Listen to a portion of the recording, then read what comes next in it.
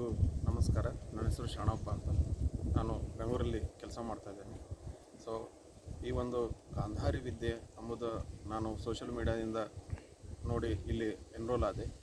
So ಇಲ್ಲಿ ನಮಗೆ ನಮ್ಮ ಒಳಗಡೆ ಅಡಗಿರುವ ಸೂಕ್ತ ಶಕ್ತಿಗಳು ಅನ್ನೋಕ್ಕಿಂತ ಅದನ್ನು ಬೈ ನ್ಯಾಚುರಲ್ ಶಕ್ತಿಗಳು ನಾವು ಮರೆತು ಹೋಗ್ಬಿಟ್ಟಿದ್ದೀವಿ.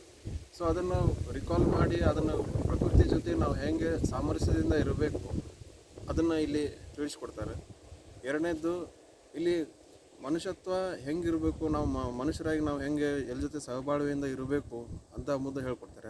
ನಮ್ಮ ಆಹಾರ ಪದ್ಧತಿ ಹೆಂಗಿರಬೇಕು, ಸಾತ್ವಿಕವಾಗಿ ನಾವು ಅದನ್ನು ಕನ್ಸ್ಯೂಮ್ ಹೆಂಗೆ ಮಾಡಬೇಕು. ಬರೀ ಆಹಾರ ಅಂತ ನಾವು ಬರೀ ಊಟ ಮಾಡೋದಂತಲ್ಲ, ಕಣ್ಣಿಂದ ಏನು ತಿಂತೀವಿ, ಕಿವಿಯಿಂದ ಏನು ತಿಂತೀವಿ, ಮನಸ್ಸಿನಲ್ಲಿ ಏನು ಚಿಂತನೆ ನಡೆಸ್ತೀವಿ, ಅದ್ರ ಬಗ್ಗೆ ಅದನ್ನು ಅವರು ಸೂಕ್ಷ್ಮವಾಗಿ ಆಳವಾಗಿ ಹೇಳ್ಕೊಟ್ಟಿದ್ದಾರೆ. ಆಮೇಲೆ ನಮ್ಮ ಮೌನ ಹೆಂಗಿರಬೇಕು, ಆಮೇಲೆ ನಾವು ಮಾತಾಡುವಂಥ ಶೈಲಿಗಳು ಹೆಂಗಿರಬೇಕು ಅದನ್ನು ಹೇಳ್ಕೊಟ್ಟಿದ್ದಾರೆ.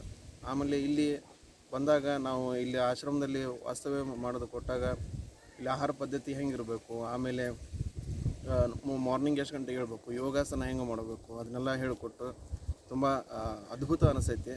ಈ ಥರ ಅವಕಾಶಗಳು ಪದೇ ಪದೇ ಮನುಷ್ಯನಲ್ಲಿ ಸಿಕ್ಕಾಗ ಭಗವಂತ ಅವಕಾಶ ಮಾಡಿಕೊಟ್ಟಾಗ ಅದನ್ನು ಸದುಪಯೋಗ ಪಡಿಸ್ಕೋಬೇಕು. ಅದು 4 ಜನಕ್ಕೆ ನೀವು ಹೇಳಬೇಕು.